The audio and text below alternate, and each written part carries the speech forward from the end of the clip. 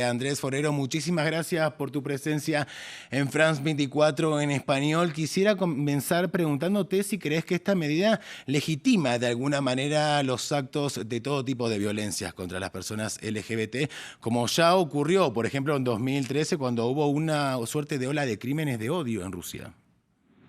Hola, buenas tardes y gracias por tenerme. Y a tu pregunta, sin duda alguna, esta ley es completamente la manera en la cual el gobierno ruso le está diciendo a las personas de Rusia que no pueden existir, que las personas LGBT no podemos existir públicamente. Incluso en el año pasado, con esta ley que se mencionaba antes, la del 2013, que solamente prohibía la propaganda LGBT a menores, ha habido múltiples arrestos. Incluso varios activistas han estado tras las rejas, han estado amenazadas durante muchísimo tiempo e incluso nada más un grupo de adolescentes el año pasado en San Petersburgo que tiraba una foto inocente con su bandera arcoíris fue detenido por la policía. Entonces estamos hablando de que justamente es un paso más que nos sorprende, ¿no? Pero es muy grave. Que está dando el gobierno ruso hacia el silenciamiento de las personas LGBT en la sociedad como tal. Andrés, ¿y con esta ley crees que se va a perpetuar aún más en Rusia la visión de que la homosexualidad es algo nocivo? Hablamos de una perspectiva que por supuesto atrasa años, ¿no? Recordemos que hace ya más de 3 décadas que la Organización Mundial de la Salud dejó de calificar a la homosexualidad como una enfermedad.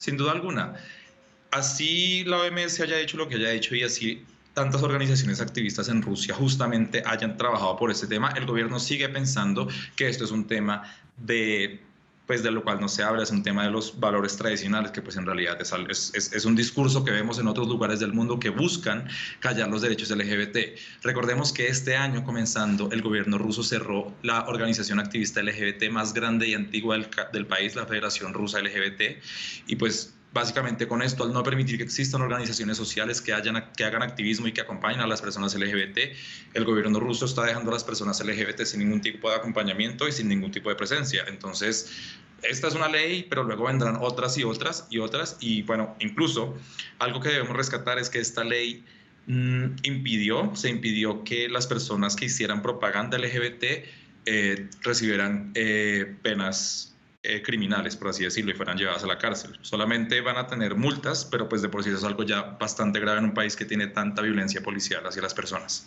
Andrés, nos queda poco tiempo, pero no quiero dejar de realizarte una última pregunta, que es que Rusia está enmarcando esto en una suerte de contienda, ¿verdad? Hace referencia a los valores promovidos por Occidente.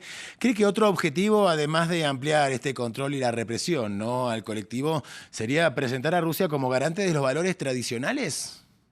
Sin duda alguna, este discurso sobre los valores tradicionales que busca preservar una forma tradicional de familia, por supuesto, es justamente el que se ha propagado en toda Rusia y el que también se está propagando en otros países vecinos. Recordemos que Hungría, Polonia y recientemente Rumania también tuvieron intenciones de crear leyes parecidas. Entonces lo que hace esto es crear una suerte de efecto dominó que empieza a expandir este pensamiento en otros lugares. Y al ser las organizaciones activistas, organizaciones que están en una posición vulnerable frente al gobierno autoritario de Putin, pues sin duda alguna esto es parte, por supuesto, de una agenda mucho más grande que pone en riesgo a miles de personas LGBT.